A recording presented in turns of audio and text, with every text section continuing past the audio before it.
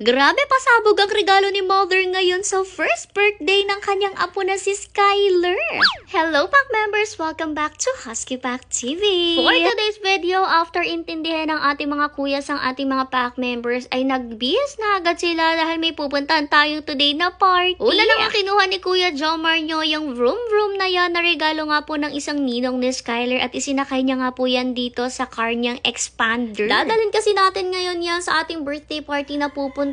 Alam niyo naman na kung kaninong birthday party yan. Walang iba kundi ang birthday party ng sumunod na apo ni Mother na si Skyler. Ito naman ang pasabog na regalo ni Mother, guys. Hilux din ang regalo ni Mother kay Skyler. Mini Hilux nga lang. Pero grabe yung mini Hilux na yan. 20k po yan. Pero solid din naman ang quality niya. Anyway, sabi nandito nga sa labas si Mother, napansin niya si Pulgoso dito. Pero nung lumapit siya, nakita nga niya na may dugo-dugo si Pulgoso dyan sa parte ng leeg niya. For the patak-patak pa nga yung dugo na yan at saka na lang rin nga namin ichichika sa inyo yung kay Pulgoso na yan kung ano ba yung nangyari dyan kasi chinek-check talaga ni Mother si Pulgoso. Dahil nga naman nakaraang araw ay wala namang dugo-dugo siya, ngayon puro dugo na talaga siya sa leeg. Anyways, hindi nga pala malayo ang venue mula sa mansyon at heto nga nakarating na tayo dito at binaba na rin nga po ang mga regalo. Saktong kasabay lang rin nga nating dumating si na Sir Raymond dong time na to, o diba nagkasakto pa talaga kahit hindi nag-usap. Heto naman na ang venue natin, o diba napakaganda at dahil mahilig nga si Skyler sa animals ay safari theme po ang ating birthday party for today. Marami na rin nga pala mga bisita nung time na to, halos nangalahati na rin nga po, which is ibig sabihin maaga talaga ang ating mga bisita in fairness. Handang-handa na rin nga po ang lahat mula nga po dito sa mga sweet corner na to, which is candy corner, at pati na rin nga po etong ating bigay ni Ma'am Christine na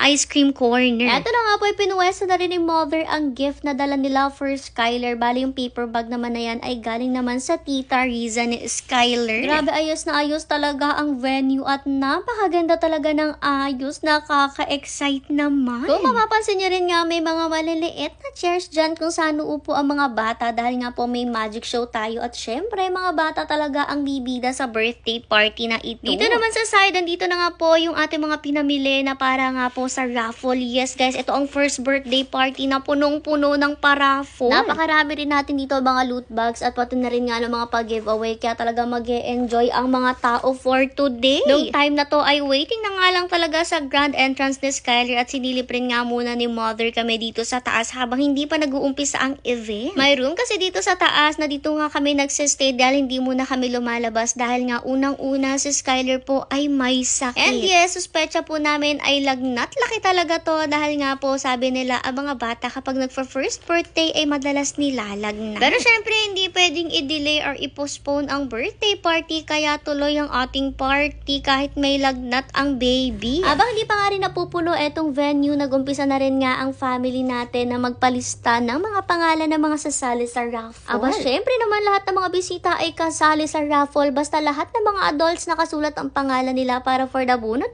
na lang talaga tayo later. Shala rin naman kasi talaga ang mga pa-raffle kaya hindi talaga uuwi ang mga first availability hanggat hindi nabibigay ang mga pa-raffle natin for today's video. Habang wala pa nga or habang hindi pa nag-uumpisa ang ating program ay nagkakainan na rin muna ang ating mga bisita dito sa ating mga mini food carts. Ang mga bata nga dinumog nila itong ice cream corner, talaga natuwa sila sa mga ice cream habang ang iba naman ay andito sa labas dahil may mga food carts din nga dito. Meron nga tayo dito na mixed balls or yung mga kwek-kwek, kikiam, tapos meron din tayo dyan syempre, niyaan nga po kita nyo na hotdog. Syempre meron din tayo dito mga juices na panulak, meron nga rin cheese sticks at yan na nga po mismo yung kinuha ni Mother at nilafang niya. Sa dulo naman ay meron din tayo dyan na popcorn. O diba talagang kahit hindi pa nag-uumpisa ay mabubusog na rin ang mga bisita sa mga pagkain dito sa labas. Kaya naman sa mga ganitong party ay mahalaga rin pala talaga ang mga food carts na ganito para makalafang naman ang mga bisita. Anyways, maya-maya pa inipon na nga po ni Miss V ang ating host. Lahat ng mga bisita pati na rin nga ang mga bata.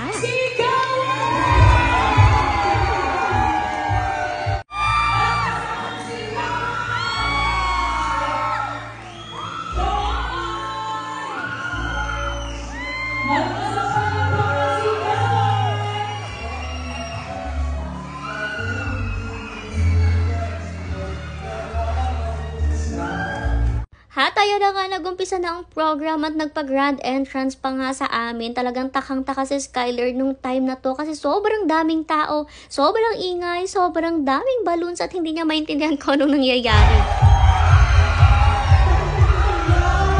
Habang ang mga bisita naman, grabe, sobrang saya all throughout the program. Talagang nakangiti lahat ng mga tao sa sobrang saya ng program na ito. Buti na lang nga, hindi siya naging boring kasi alam nyo naman kapag mga first birthday party, more on pambata lang talaga. Pero yung program na to talagang napakasaya unang-una sa sobrang dami ng pamigay natin. Bukod kasi sa sandamakmak na pamigay na ihanda natin, ay meron din tayong mga pinamimigay na cash kaya tuwang-tuwa talaga ang mga bisita. At isa pa, panalo din talaga ang host natin. Anyways, eto na nga po, nagsilafangan na rin ang mga first availability. Syempre, ang family ay nandito sa ating VIP corner kasama ang ibang mga ninong at nina. More on games rin talaga tayo dito ngayon. Syempre, balik pagkabata. Yung talaga ang mahalaga at syempre, dapat nag-e-enjoy talaga ang mga bisita. Nagkaroon din tayo dito ng magic show syempre para sa mga bata at grabe, hindi po talaga boring ang magic show. Talagang nakakatuwa siya to the highest level. Syempre, andito ang ating pinaghirapan na paluglugan. Diyos ko, lahat ng mga gamit na to. Ito yung mga nakastambay doon sa mansion. Kaya sumikip talaga yung mansion natin halos isang buwan. Pero nung matanggal nga lahat na to, grabe, luag na ulit ang labas ng mansion natin. At heto na nga po, nagsig-akyata na at nagsitalunan na ang mga first availability. Makaabot lang sa paluglugan na ito. Nakakaloka, hindi talaga papatalo ang mga Shonders. Talagang nakitalon po sila dyan sa paluglugan. Hindi lang ang mga bata, pati sila ay nakidonggit na.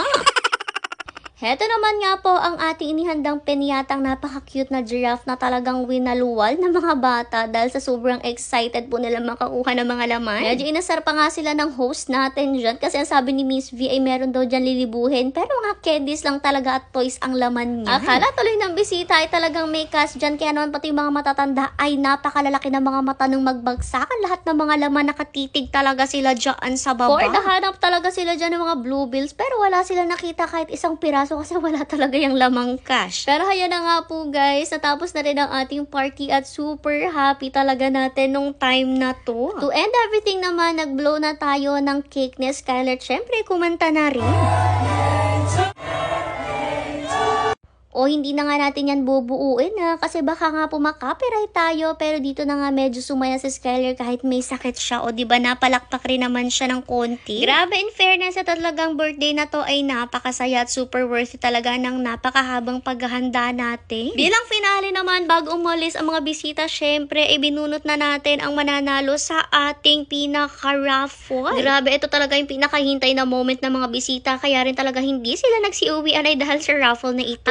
Abang nga sila na matawag ang mga numbers nila dito. Talagang pagkakatawag ay patikar sila dito sa harap para kuhanin nga po ang kanilang napanalunan. Inabutan pa nga ni Mother dito si Skyler ng unan kasi habang nagpaparaffle nga po is inantok talaga ang bata. Kaya naman yung kanyang hotdog ay hinanap niya nga po para makatulog siya. Yung grand prize naman natin na 8,000 pesos worth na lutuan ay tingnan nyo talagang lalaksot ang nakakuha. Pwede niya nga ibigay sa girlfriend niya, sa ina ng girlfriend niya or sa sarili niyang mother. Anyways, ay na nga po tagumpay naging first birthday party ni Skyler at syempre iuwi na ni Skyler ang kanyang regalo. Super happy rin naman lahat tayo at grabe talagang full of memories na naman ang mga first anniversary for today.